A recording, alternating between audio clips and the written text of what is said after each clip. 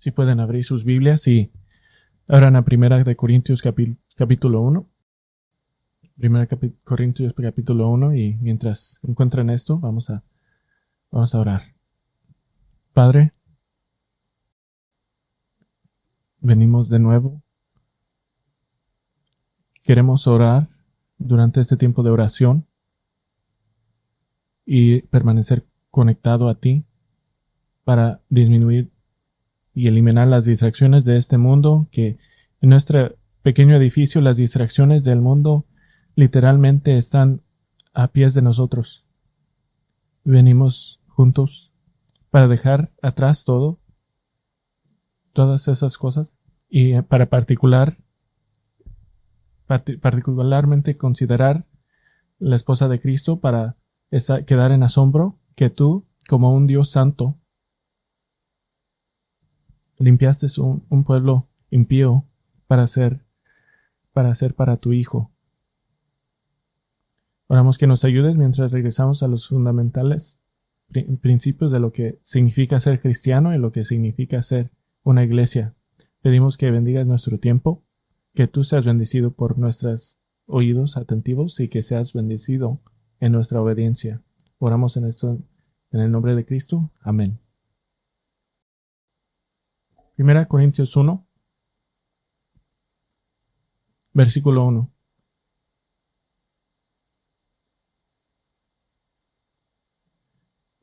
Pablo, llamado a ser apóstol de Jesucristo por la voluntad de Dios, y Sóstenes, nuestro hermano,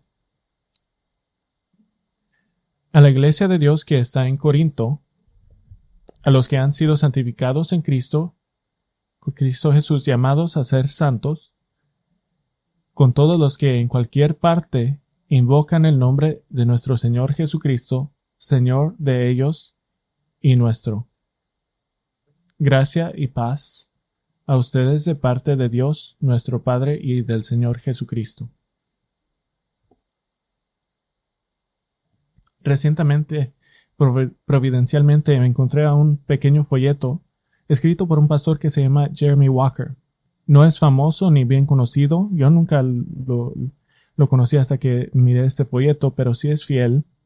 Pastorea una pequeña iglesia en Crawley, al sur de Londres, en Inglaterra.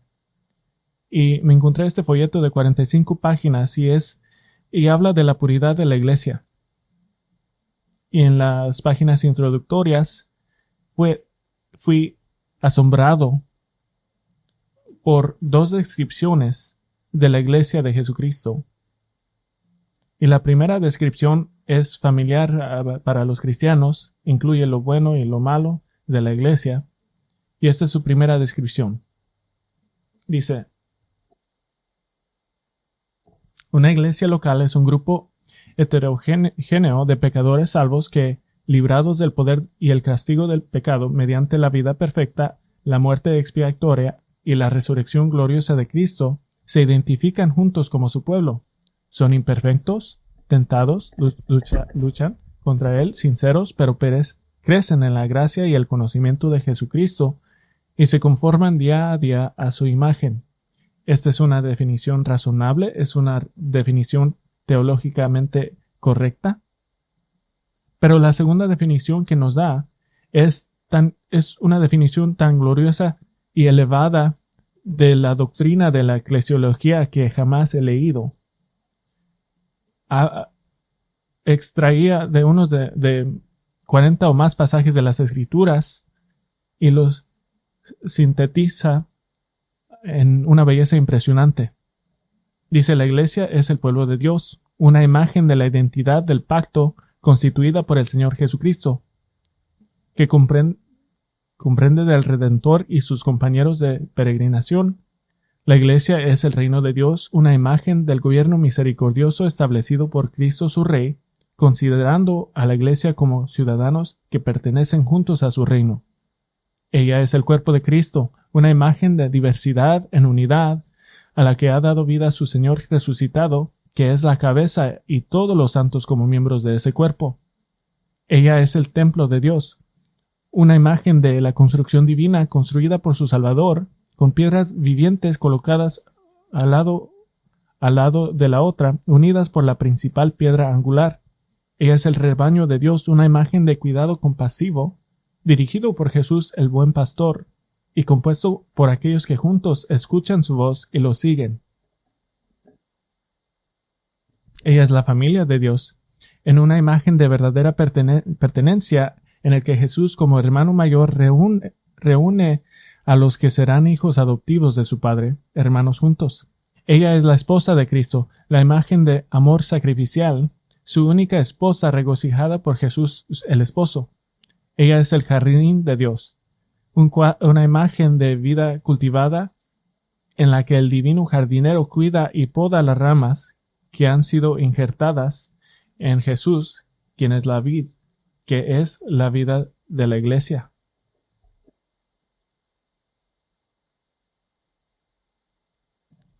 Como hace claro esta declaración, la iglesia es preciosa para Dios.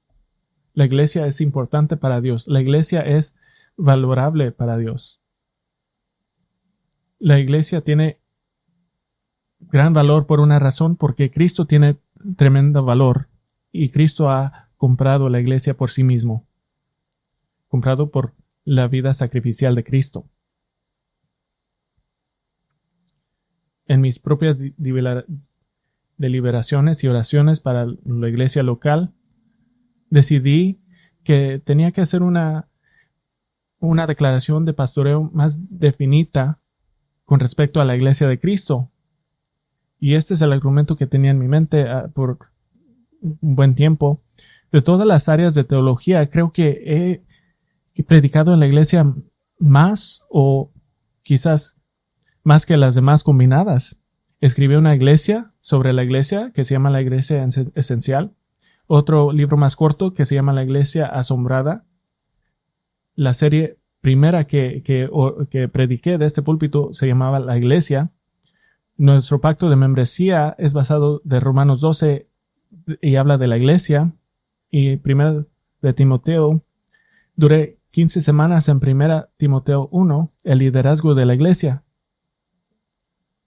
Al principio del ministerio prediqué primera y segunda Tesalonicenses con el tema de una iglesia que honra a Cristo, y mencioné 34 maneras diferentes que una iglesia local honra a Cristo.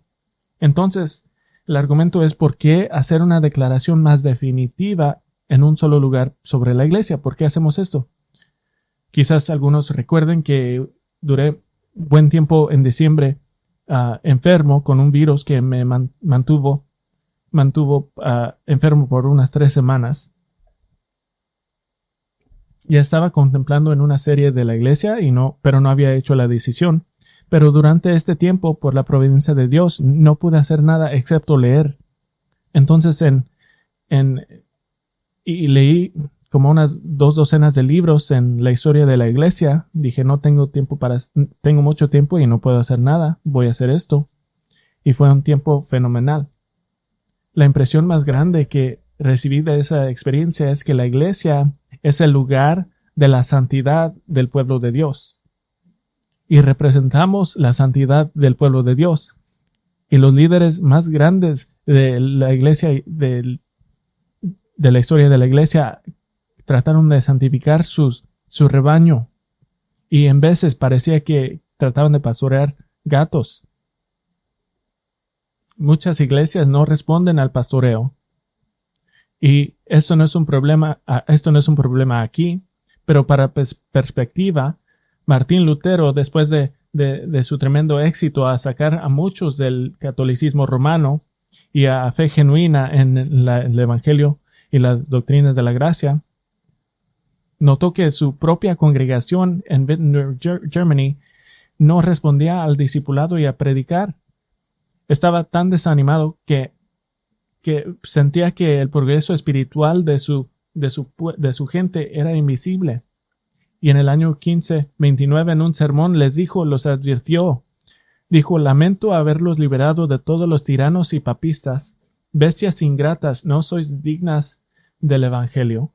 Si no mejoráis, dejaré de predicar antes que arrojar perlas a los cerdos. Prefiero predicar a perros rabiosos porque mi predicación no muestra ningún efecto entre vosotros. Y para ser honesto, no pagaría matrícula para ir a la escuela de predicación de Martín Lutero. Pero su punto era a su propia gente que a pesar de haber dado las doctrinas de gracia por las cuales han sido salvos, su santificación era sumamente deficiente. Entonces, ¿por qué hacer una declaración definitiva en un solo lugar sobre la iglesia? Simplemente porque he observado que, con pocas excepciones, la cultura ha olvidado el propósito, la identidad, la gloria de la iglesia.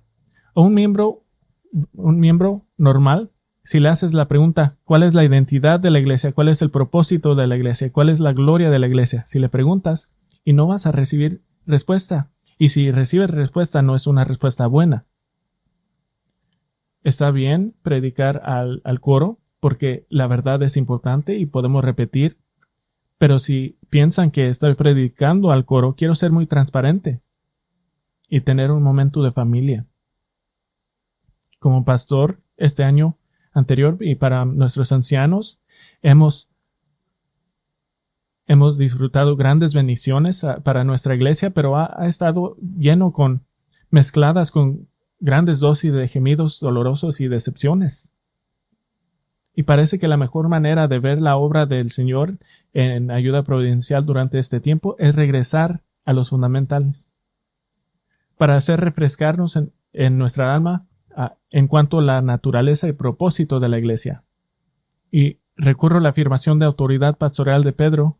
Dice, por tanto, siempre estaré listo para recordarles estas cosas, aunque ustedes ya las saben y han sido confirmados en la verdad que está presente en ustedes. También considero justo, mientras esté en este cuerpo, estimularlos recordándoles estas cosas. Segunda a Pedro 1, versículo 12. Para comenzar, quiero compartir algo de nuestro corazón, de mi propio corazón. Quiero compartir mi motivación y mi deseo y mi estrategia.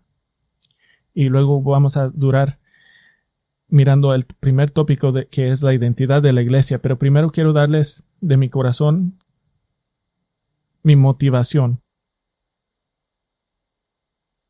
Tengo el privilegio de estar en el ministerio del Evangelio por 3 décadas ahora, y he notado una tendencia cuando vienen los miembros y se van a los miembros de la iglesia. Esta es la tendencia del individualismo, que mi experiencia como individuo es más importante que la iglesia. Y a veces puede faltar el sentimiento de la grandeza de la esposa de Cristo y la grandeza de la familia de Dios, y falta de cuidado. Los miembros que tienen algún nivel de desacuerdo pueden renunciar a una responsabilidad y dejan otros que tengan que completar sus responsabilidades con poca o ninguna advertencia.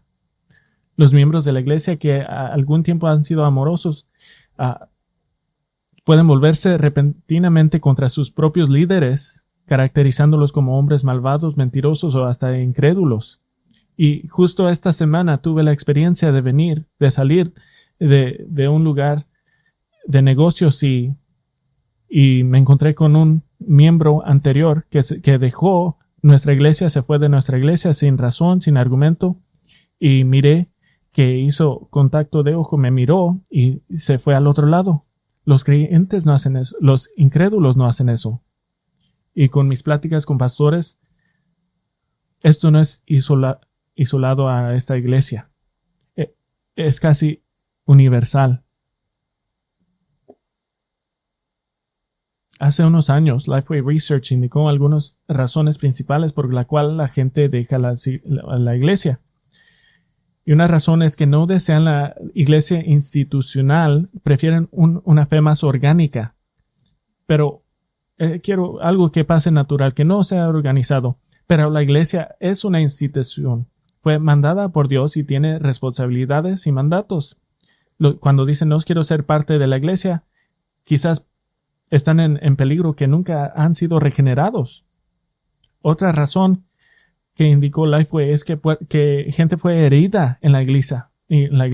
Pero ¿quién no ha sido herido en la iglesia? Pero para abordar esa razón más teológicamente, nuestra reunión, antes de todo, es para Cristo y su honor. Los beneficios de nuestra comunión con los demás son secundarios. La razón que están aquí ahora no es para ser sociables, es para darle gloria, honor y alabanza a nuestro Salvador. Y no es tremendo que somos mandados a hacer eso en compañerismo con unos a los otros. Otra razón fue que la iglesia no satisfizo las necesidades que sentían.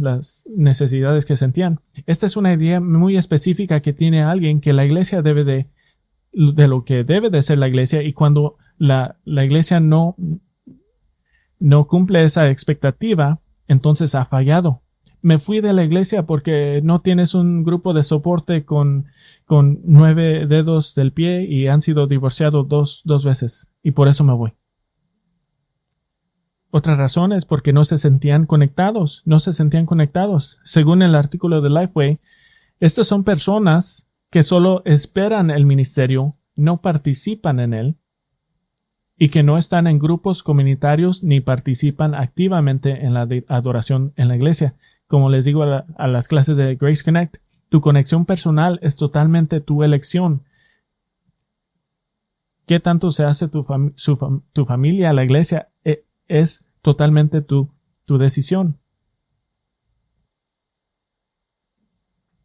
Otra razón que dieron es que no dieron ofrendas a la iglesia, no ofrecieron financieramente a la iglesia.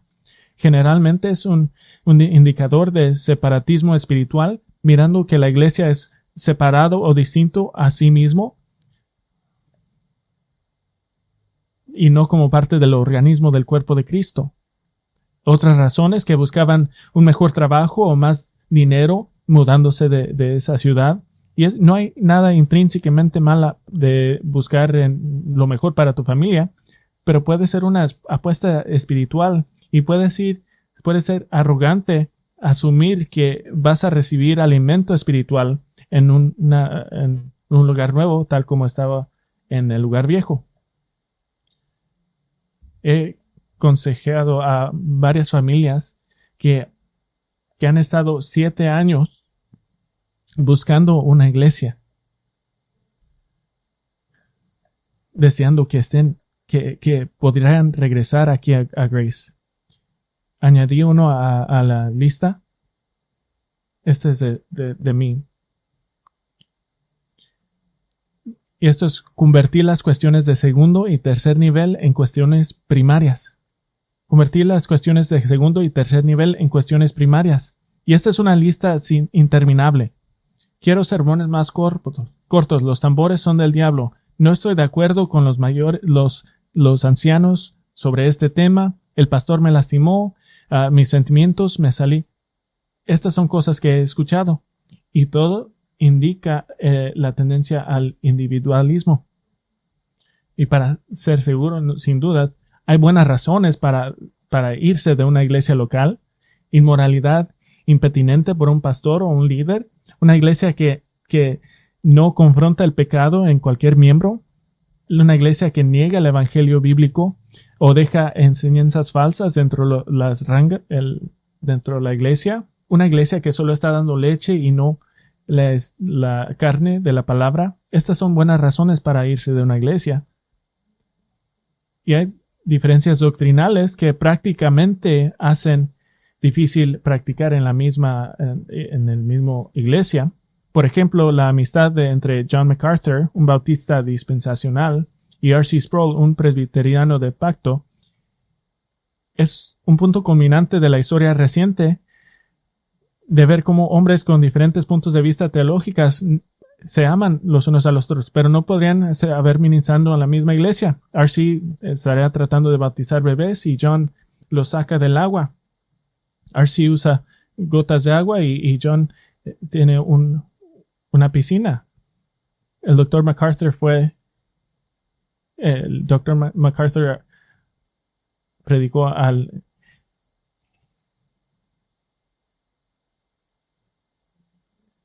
Me preocupa una visión cultural de la iglesia. Una visión de la iglesia como algo que es un contrato en vez de un pacto.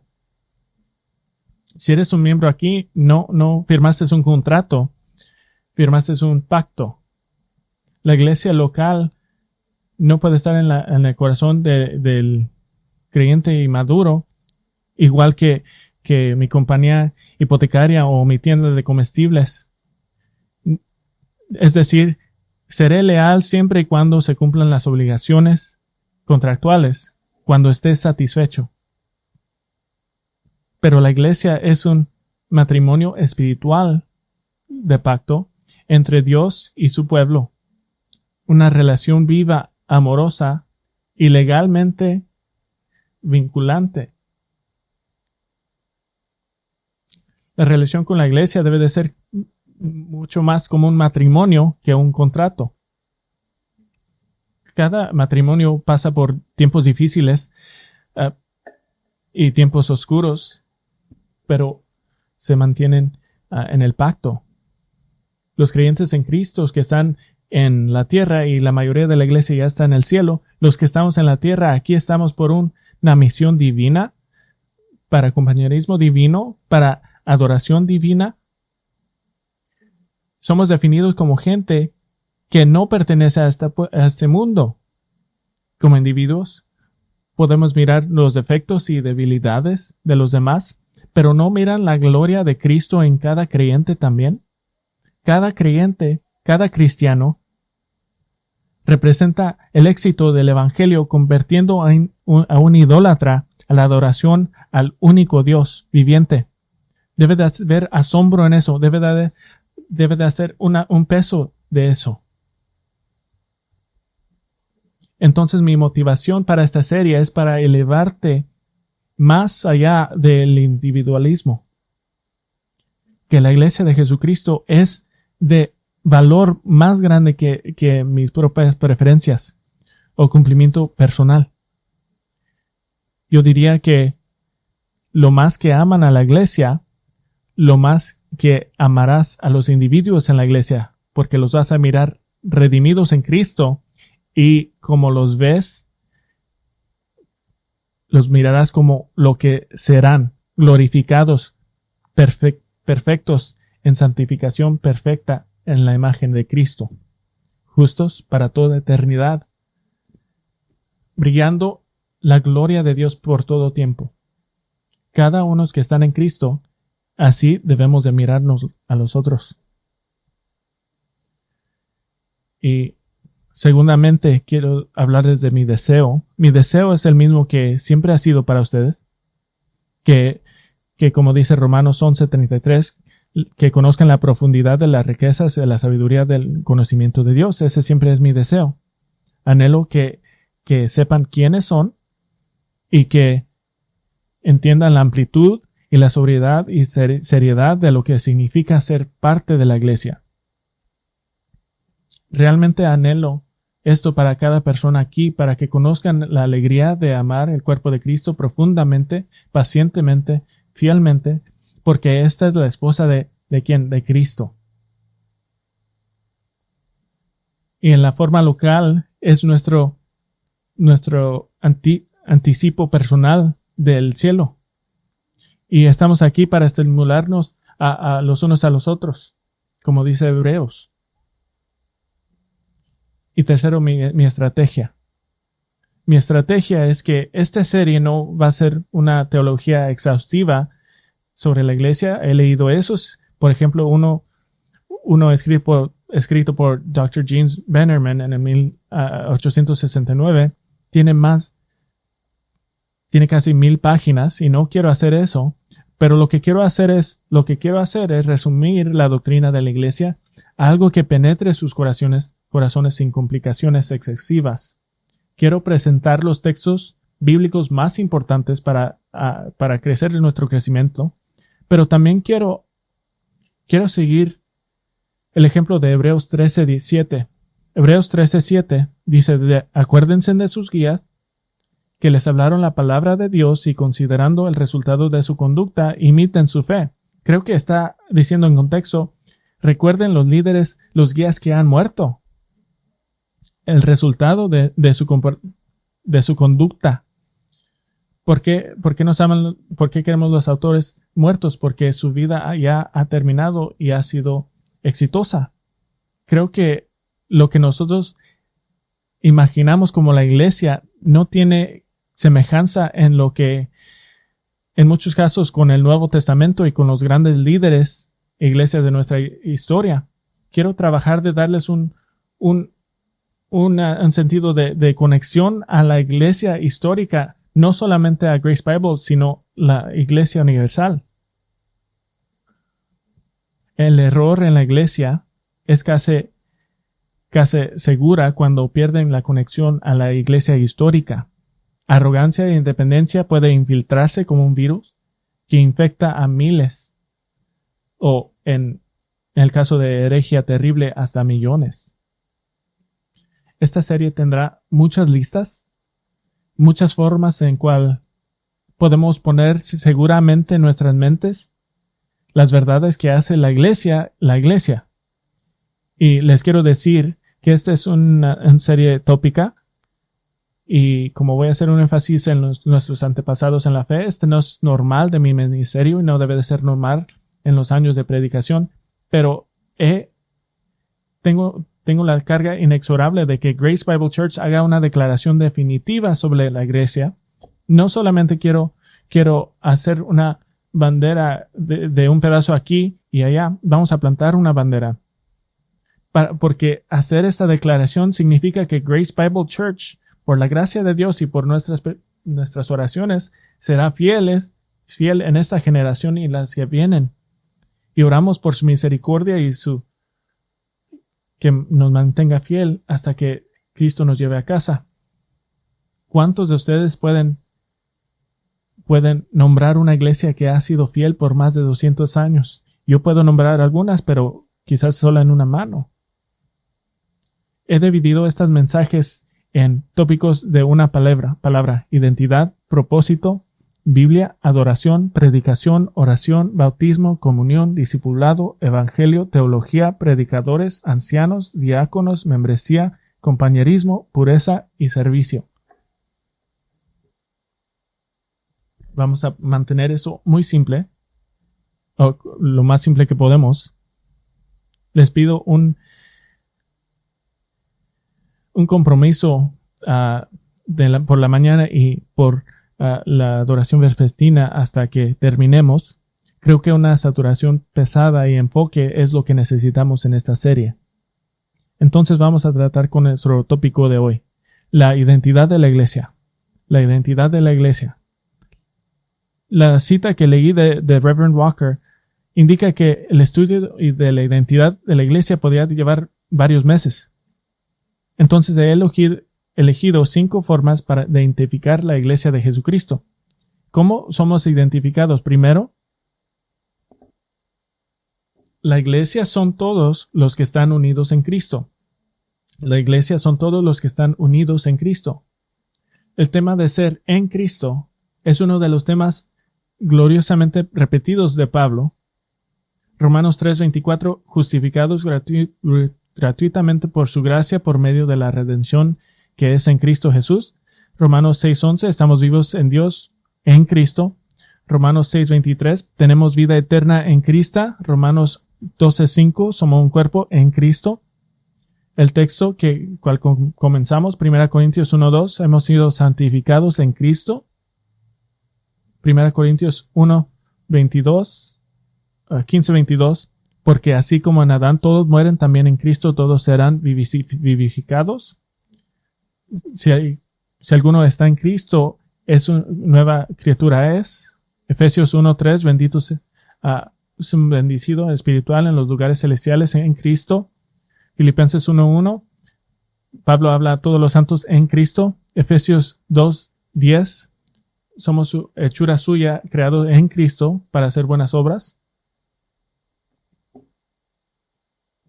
Patricio, más conocido como San Patricio, no era irlandés, era un misionero al pueblo de Irlanda. Muchos creen que nació en Gales, pero en realidad nació en Durbanton, en Escocia, y era un ciudadano romano porque Gran Bretaña todavía era considerado una provincia romana, fue capturado por asaltantes irlandeses que atacaron a su familia. Se escapó de Irlanda y regresó a casa, pero fue durante su cautiverio que fue esclavo que llegó a la fe en Cristo y como convertido comenzó a orar por las almas de sus captores. Patricio ministró en Irlanda antes de que el catolicismo romano echara raíces, y uno de sus escritos más famosos se llama El himno de San Patricio, y el tema es de estar en Cristo. Y la parte más famosa dice: Cristo conmigo, Cristo delante de mí, Cristo detrás de mí, Cristo dentro de mí, Cristo debajo de mí, Cristo encima de mí, Cristo a mi derecha, Cristo a mi izquierda. No puedo enfatizar lo suficiente este punto básico. La iglesia son todos los que están unidos en Cristo, no solo los que están interesados en cristianismo o crecieron en una iglesia o cuyo su abuela fue cristiana o que están de acuerdo con unos valores judeocristianos. La iglesia es formada por personas redimidas y regeneradas solamente. No hay una línea borrosa, no hay una distinción confusa. Pedro es muy claro cuando declara que la iglesia es definida como los que han probado la bondad del Señor para salvación. Primera de Pedro 2. Y continúa diciendo que ustedes son un linaje escogido, real sacerdocio, nación santa, pueblo adquirido para la posesión de Dios, a fin de que anuncien las virtudes de aquel que los llamó de las tinieblas a su luz admirable. ¿Notaron esto? Dije que no hay línea confusa, no hay distinción. La iglesia es el grupo de personas que salió de las tinieblas hacia la luz. Segunda forma que identificamos la iglesia. La iglesia es el cuerpo de Cristo. La iglesia es el cuerpo de Cristo. Ya están en 1 Corintios, entonces vayan a 1 Corintios 12. 1 Corintios 12, versículo 12, Pablo hace su caso que la iglesia es comparable a un cuerpo. 1 Corintios 12, 12 dice: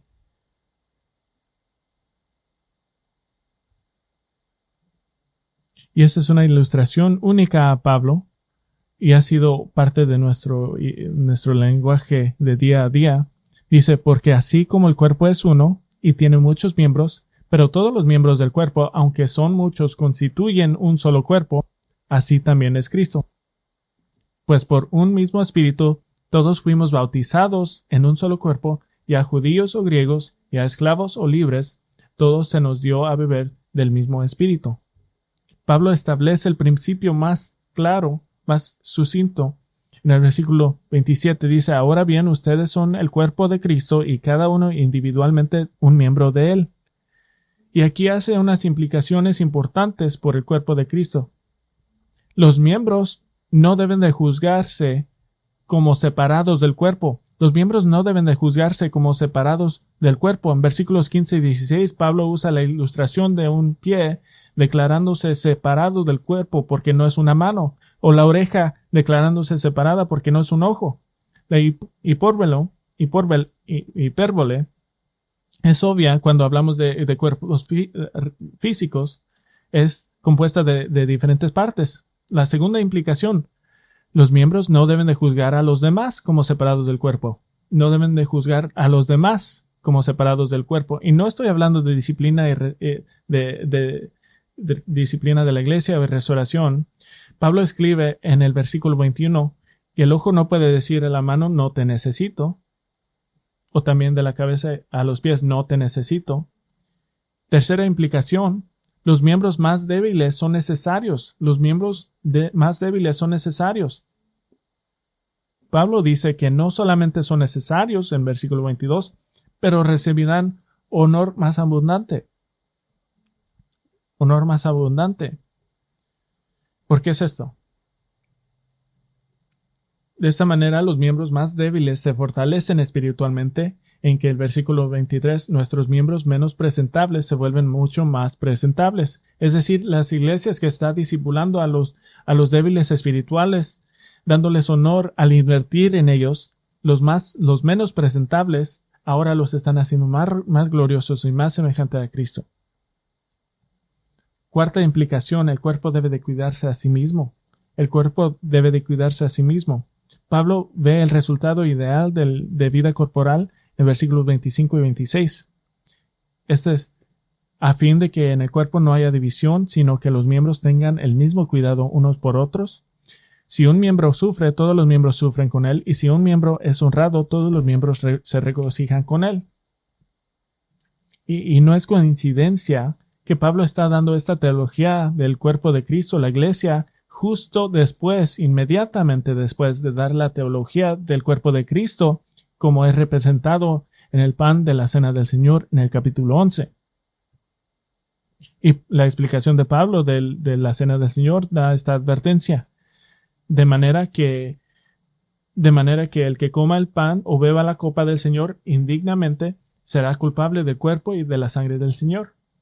Pablo mostró la seriedad del cuerpo de Cristo como representar a Cristo en la ofensa de abusar la cena del Señor, la falta de respeto, la falta de amor perdonador que algunos se mostraban a los demás, era falta de respeto hacia Cristo, el Señor de la iglesia, que al maltratar el cuerpo de Cristo, representado por la iglesia y el pan de la comunión, estaban tratando mal al mismo Cristo. Cuando el Señor Jesús detuvo a Saulo en camino a Damasco, le preguntó, Saulo, Saulo, ¿por qué me persigues? ¿Por qué me persigues? Saulo quedó convencido instantáneamente que Jesús lo estaba acusando de perseguir al Hijo de Dios porque estaba persiguiendo el cuerpo de Cristo. Somos parte de la iglesia de Cristo, entonces somos parte de la vida de los demás. Un teólogo que se llama Mark Johnson escribe, la iglesia es un cuerpo vivo, sus miembros están unidos no simplemente por un interés compartido o una causa común, sino por la vida espiritual que comparten en el Señor Jesús. Si puedo usar términos físicos, son gemelos que están juntos con los demás. No son asociados solamente, tienen la misma vida. Una tercera forma que somos identificados, la iglesia es propiedad de Cristo. La iglesia es propiedad de Cristo. La traducción en inglés, iglesia, de eclesia, solo ocurre 2 veces, ambos de labios del mismo Cristo. Entonces ellos merecen nuestra atención. La primera ocurre en Mateo 16-19, cuando Pedro ha dado su declaración teológica que Jesús es el Cristo, el Hijo del Dios vivo. Jesús le declaró a Pedro, tú eres Pedro, y sobre esta roca edificaré mi iglesia, y las puertas de Hades no prevalecerán contra ella. Que Cristo edificará a su iglesia sobre la roca de esta vista de que Cristo es el Mesías, el Hijo de Dios viviente. Pero note que Jesús declara que la eclesía ser su iglesia. Y quiero ser muy preciso de esto. Cuando Jesús dice que seré mi iglesia, no es en el sentido que nosotros usamos eso. Que yo voy a Grace Bible Church, esa es mi iglesia. No es en ese sentido. Cuando Jesús está diciendo esto, está haciendo una declaración de que es el dueño. Si dice, yo voy a Grace Bible Church, pero nadie dice, Grace Bible Church me pertenece a mí. Pablo nos recuerda en 1 Corintios 6, 19 y 20, ustedes no se pertenecen a sí mismos porque han sido comprados por un precio. Todos ustedes han sido comprados por un precio. Todos ustedes no se pertenecen a sí mismos. Efesios 1:22 declara que Dios dio por cabeza sobre todas las cosas a la iglesia. No hay nada que Jesús no, en la iglesia que Jesús no es dueño. Colosenses 1:18 dice que Él es también la cabeza del cuerpo, que es la iglesia, y que Él a fin de que Él tenga en toda la primacía. eh, la- el individualismo en la iglesia, el acto de recordar que Cristo es el dueño de la iglesia, que Él pagó con su propia vida, compró y pagó por su propia vida. Esto debe de pararnos cuando somos tentados de deshonrar a Cristo en la iglesia. No es tu iglesia, no es mi iglesia, no es la iglesia de los ancianos o de los diáconos o de los miembros, es la iglesia de Cristo. Debe de silenciar a todos los que demandan sus derechos en la iglesia y debe de parar a los que requieren atención a sí mismos como autoimportantes y sin preocuparse cómo son afectados los demás. Una vez le pregunté a un miembro de la iglesia que estaba causando que muchas horas de múltiples líderes sean gastadas en él y que respondió con obstinación y terquedad. Le pregunté, ¿qué piensas sobre el hecho de que estamos dedicando tanto tiempo en ti cuando hay unos que quieren obedecer al Señor y tienen que esperar porque estamos platicando contigo? Y la respuesta es que dio es, no me importa. Tú perteneces a Jesús, entonces porque lo que haces tú es importante. Nosotros pertenecemos a Jesús, entonces lo que hacemos nosotros importa. Me encontré uno de los casos más radicales de corrección de la iglesia, que había olvidado que Cristo es el dueño de la iglesia. Y no es el último tiempo que lo mencionaré, pero ilustra que representamos a Cristo, el Hijo de Dios, y Él es el dueño de la iglesia. Un hombre que se llamaba John Elias era un predicador del Evangelio en Gales al fines del siglo XVIII. Fue miembro de un metodista, de un movimiento metodista calvinista, y era una asociación de iglesias y estaba viajando a diferentes iglesias pequeñas predicando el Evangelio, y era un buen predicador. Entonces muchos venían a escucharlo regularmente en Liverpool y Londres. Elías tomó lo que significa ser, de que Jesús sea su dueño, con seriedad. Y en Gales, durante este periodo, es una isla, y durante este tiempo era común de que si un barco naufragaba, cualquier cosa que llegara a la costa era propiedad del quien lo encontrara primero, que se llama robar. Y esto es precisamente lo que ocurrió en Anglesey, cuando un barco con algodón y tabaco fue destruido en las costas rocosas cerca de un pequeño pueblo de Holyhead, donde estaba la iglesia de Holyhead. Elías se le informó que básicamente cuando toda la iglesia había recuperado la basura del naufragio, no para ayudarle a las personas a buscar sobrevivientes, no para predicarles a nadie, sino que para robarse lo que encontraron en la costa, y todos se fueron a su casa con lo que podían llevarse. Entonces Elías fue con varios ministros para investigar esto. El historiador Ian Murray dice,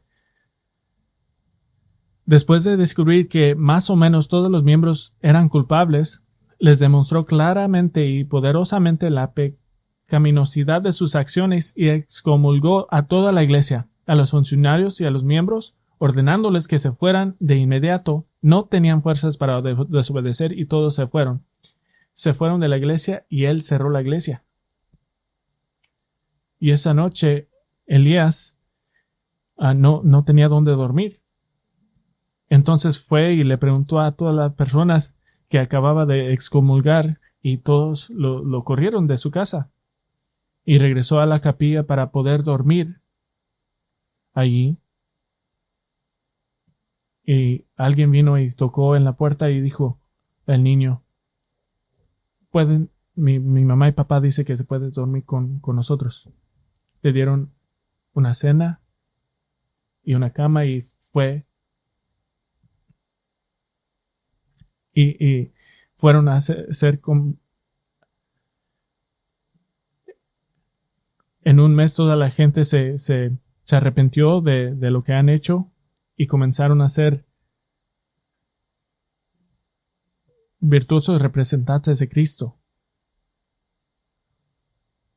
Una cuarta forma que somos identificados. La iglesia es la familia de Dios. La iglesia es la familia de Dios.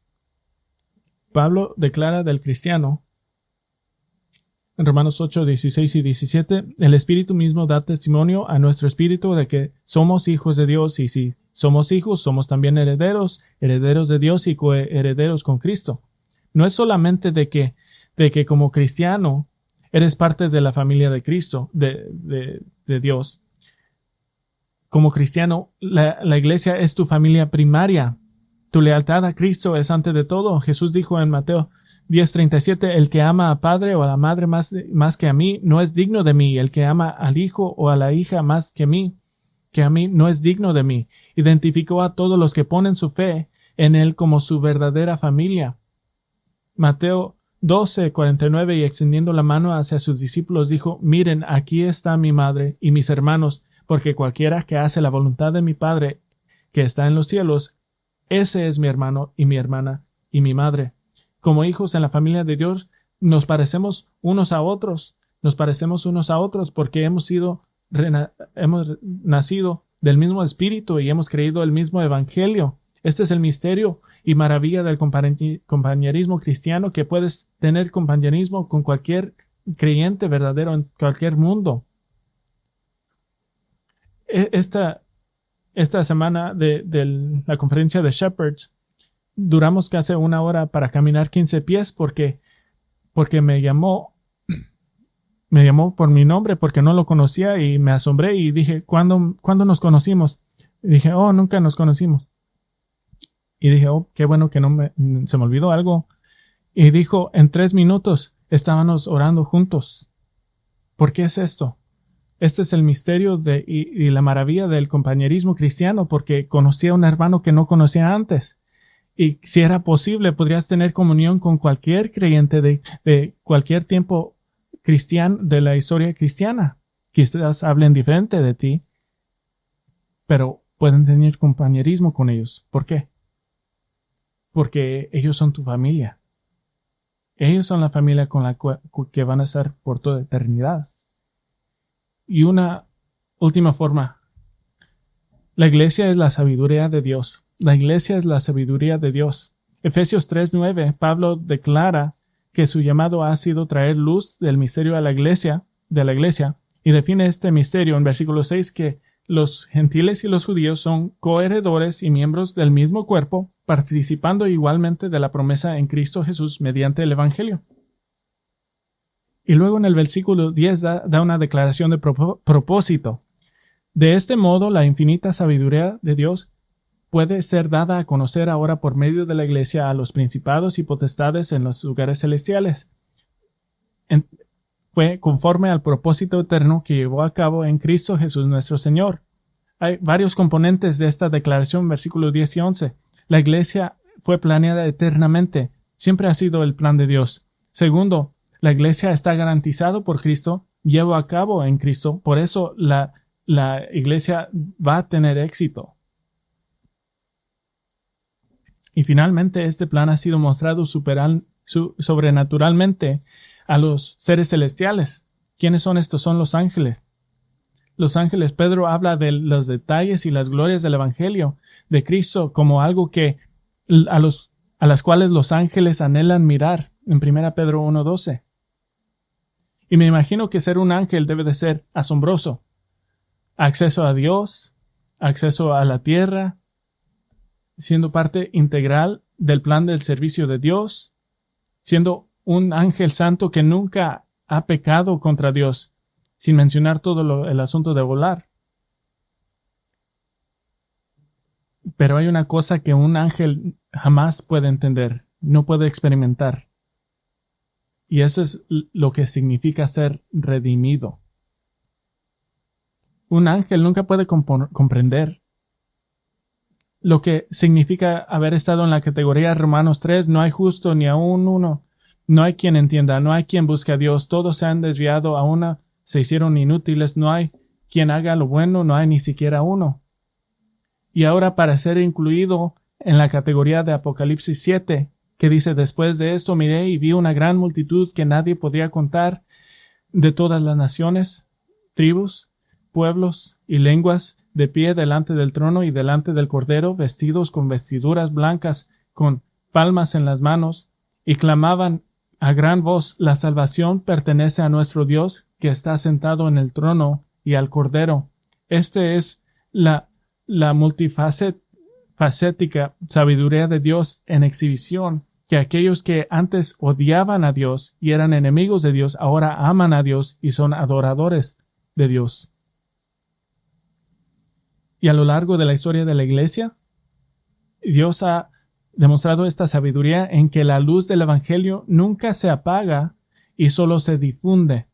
Y cada vez de que el hombre trata de apagar la luz del Evangelio, lo que hace es que la hace más brillosa cada vez. Un predicador escocio, John Knox, nació en el año 1514, un gran predicador escocés de la Reforma. Todos los conocen hasta que sepan algo de la historia de la Iglesia, pero Knox tuvo predecesores y uno de ellos era Patrick Hamilton. Nació 10 años antes de Knox. Y Hamilton fue un intelectual brillante que estudió en la Universidad de París desde su niñez. Llegó a fe salvadora en Cristo y decidió aprender todo lo que pudiera sobre el Evangelio de Cristo y la verdadera iglesia local. Entonces, con ese fin, viajó a Wittenberg, Alemania, y duró mucho tiempo con Martín Lutero, cuando se había casado recientemente Martín Lutero. Y esto puede ser normal para nuestro pensamiento, pero algo extraño pasó cuando fue, que era un poco raro. Escuchó algo que lo asombró, que era radical, era diferente. Escuchó el canto de himnos por congregaciones entusiastas, porque durante este tiempo las congregaciones casi no cantaban. Después de más estudios, Hamilton completó una breve disertación que llamó Lugares de Patricio. Y era muy claro, según el Evangelio, que John Knox lo reimprimió en años posteriores. Los lugares de Patricio era una filosofía teológica del ministerio, una explicación clara del Evangelio y más importantemente, las implicaciones para la iglesia. Como mencionó un historiador, los lugares de Patricio sonó con singular claridad la nota clave de la Reforma: por gracia sois salvos. Completamente preparado para el ministerio, a la edad de 23 años, Hamilton regresó a Escocia en el año 1527 y llegó a la parroquia de Kingshaven y a otras parroquias cercanas. El historiador del siglo XIX escribió: nunca la trompeta de plata sonó con más dulzura ni con más riqueza, y al caer en los oídos de los hombres que nunca antes lo habían oído, fue inmediatamente reconocida como la trompeta del cielo. Hamilton predicó por 1 año. Y nuevos creyentes los siguieron donde quiera que predicaba. Y esto llamó la atención del arzobispo católico romano. Y recuerden que el catolicismo romano era la única religión legal en este tiempo. Hamilton insistía predicar la salvación solo por gracia a través de la fe, como fue revelado en la palabra de Dios por la gloria de Dios. Y esto terminó en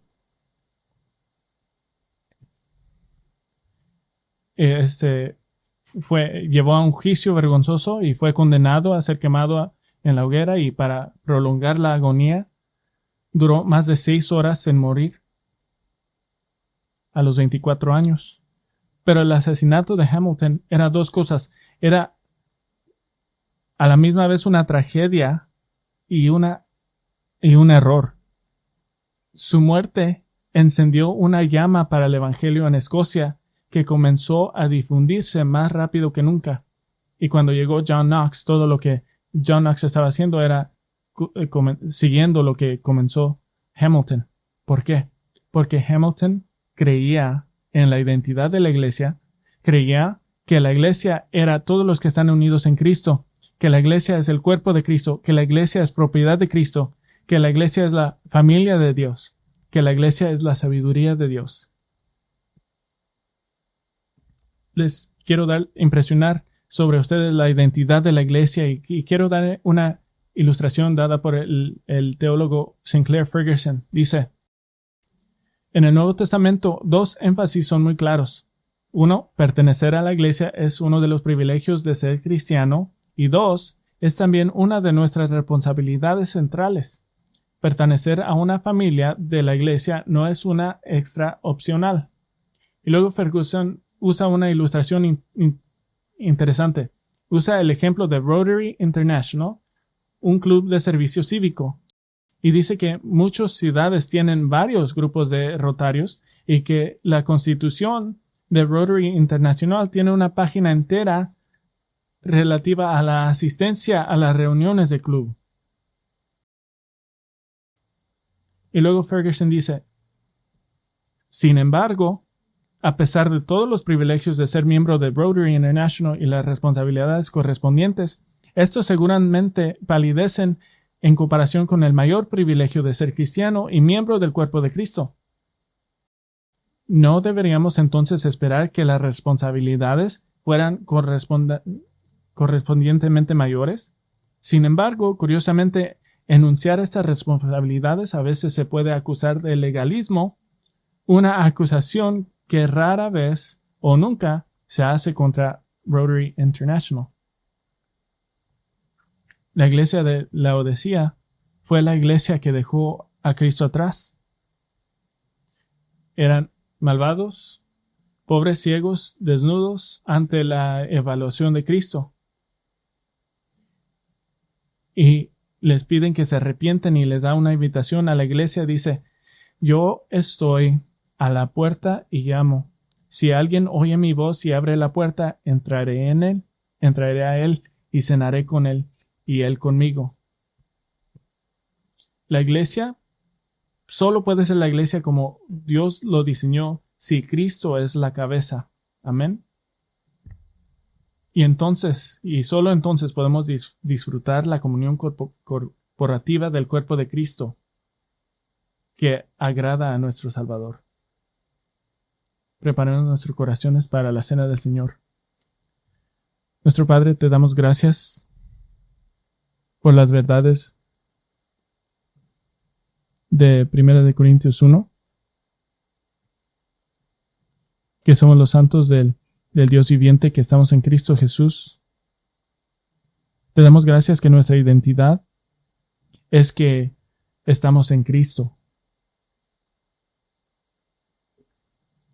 Y como los que estamos en Cristo, no es solamente nuestro privilegio, pero también nuestra responsabilidad y el mandato de nuestro Salvador de recordar su muerte, de tomar un símbolo físico del pan y de la copa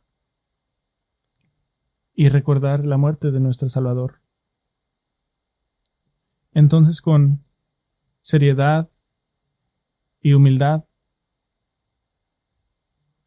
en la cual tú eres exaltado y nosotros somos humillados, venimos a la cena del Señor.